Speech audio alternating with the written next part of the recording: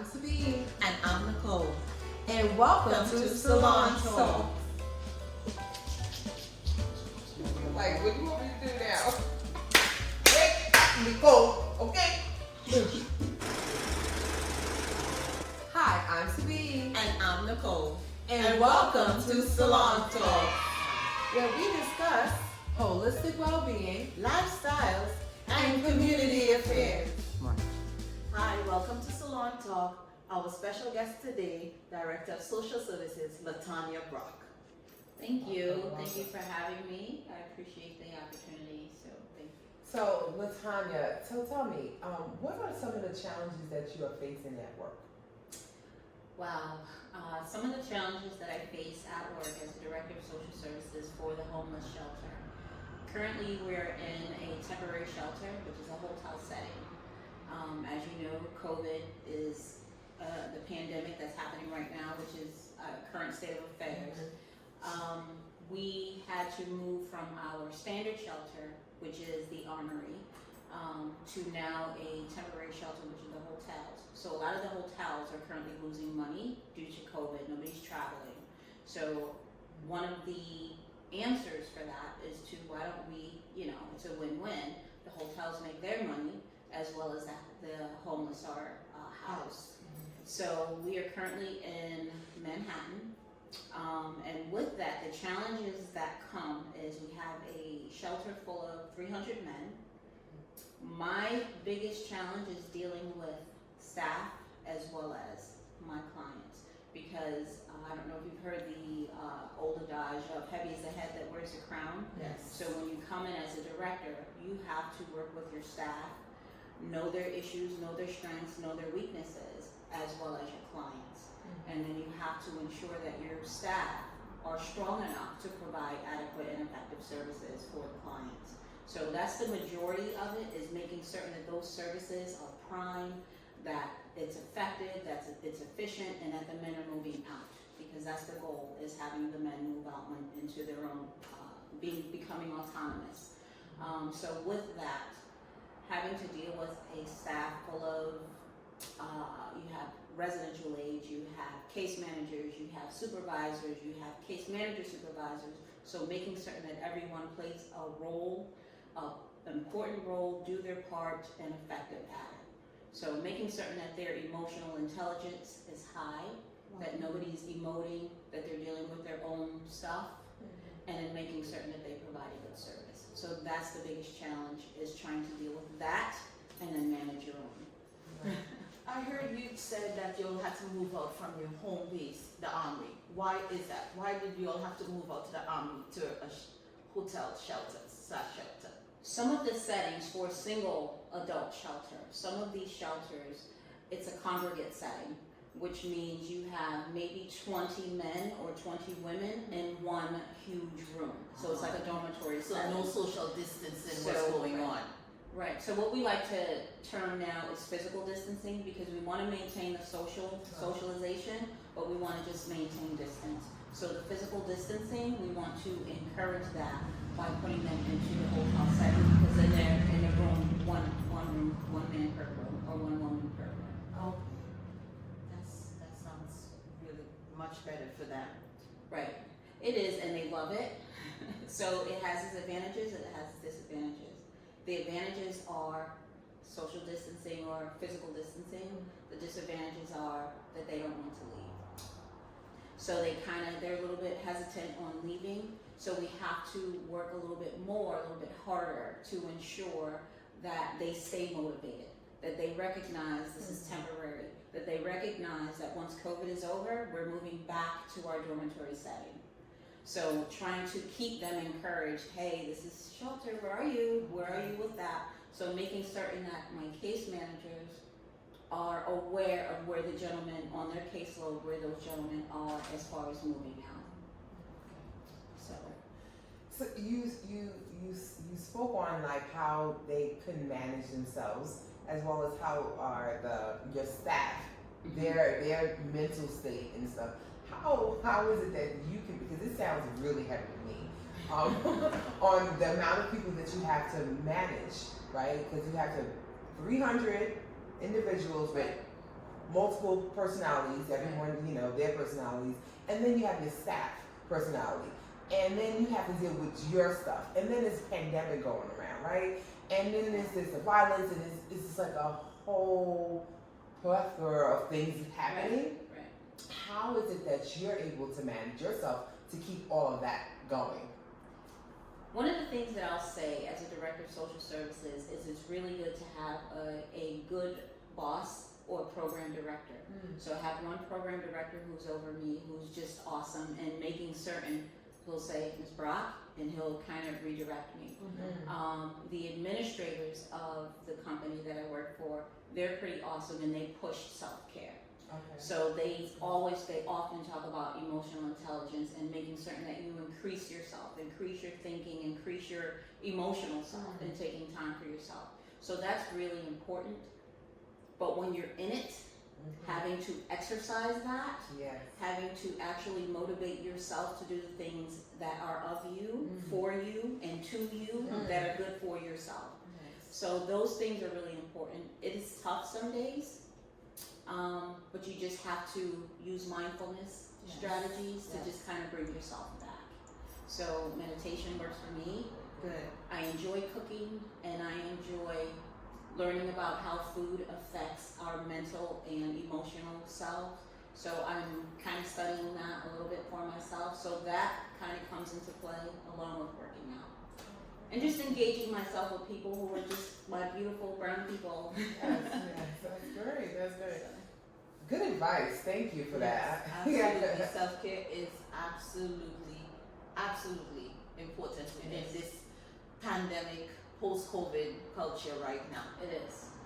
Because right now, because we're in this state of affairs, we're not with our families, we're not with our grandchildren. I miss my grandbaby. We're not doing the things that we're used to, having that physical touch, those hugs, and all of those things are really important. So when you think about the people who didn't have those things before COVID, Wow. and now COVID's happening, and you have to social distance as well as physical distance, it takes a toll on you emotionally and mentally. So you have an increase in depression, you have an increase in anxiety, you have an increase in people eating and eating the wrong things and indulging in the wrong things, whether it's alcohol, substance, food, relationships, and those things continue to take a toll on you as well. So you have to be mindful in how you're going to navigate all of it, and you have to be like mentally strong, mindfulness again, and surrounding yourself around people who can give you good ideas. One of the things that's important too is if you have someone who is a loner and they're on social media can be a disadvantage, but again, it can be an advantage because it's a wealth of information of things that you can do if you're by yourself to self-care. So whether it's cooking, whether it's going out and engaging or walking or grounding, which is something that I like to do, which I can't do in the city, is grounding.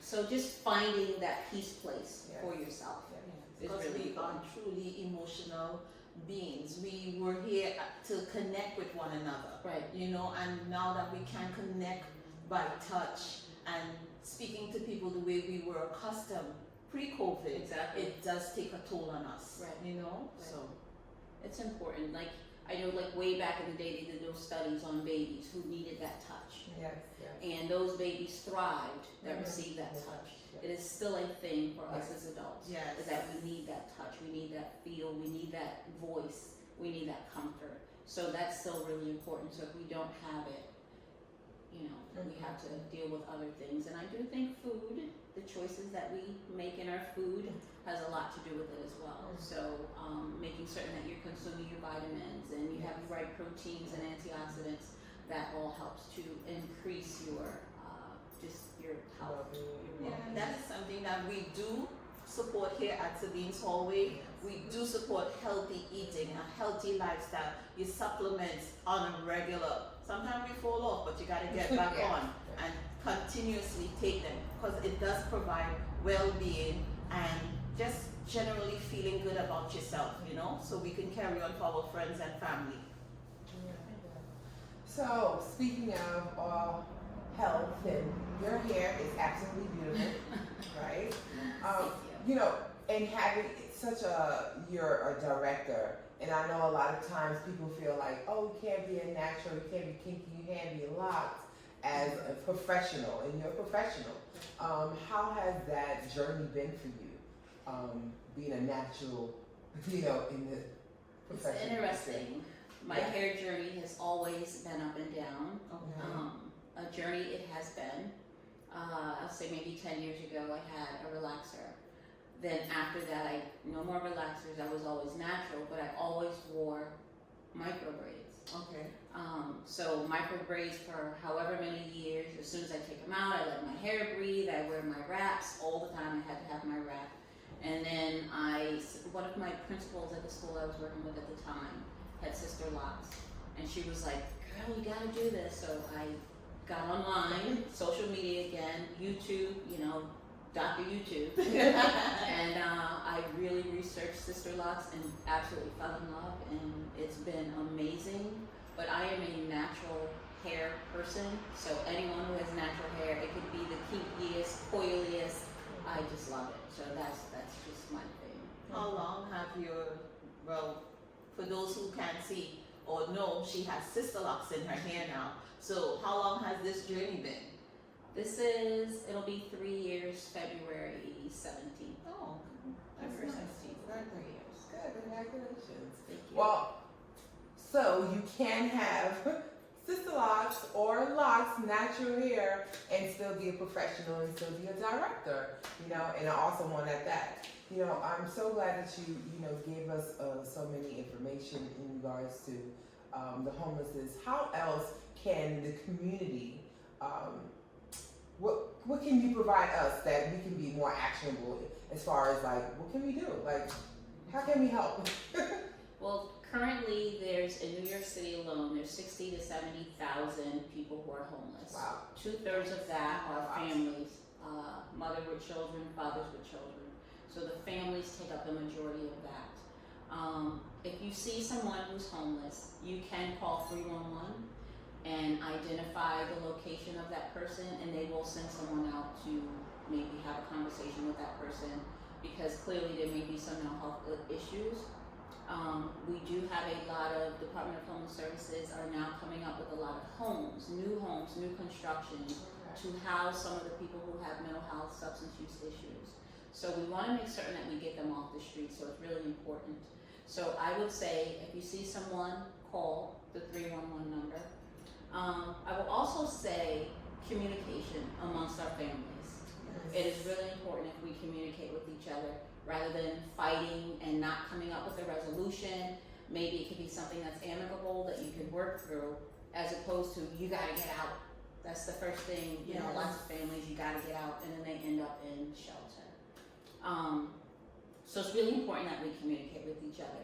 The other thing that I would say it's of vital importance is to vote.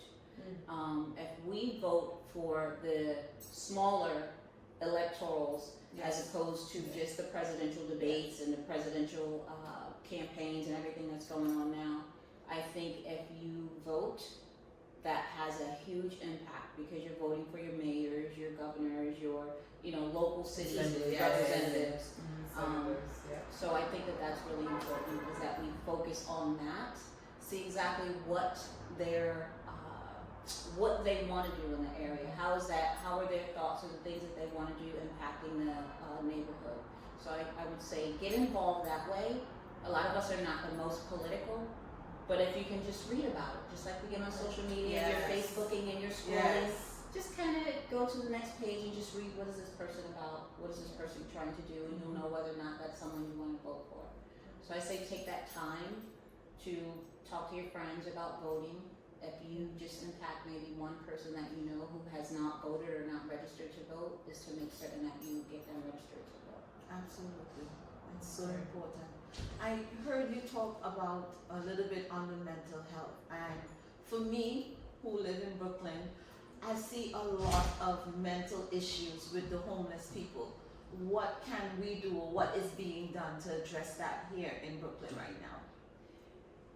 It's interesting because mental health is such a vast word.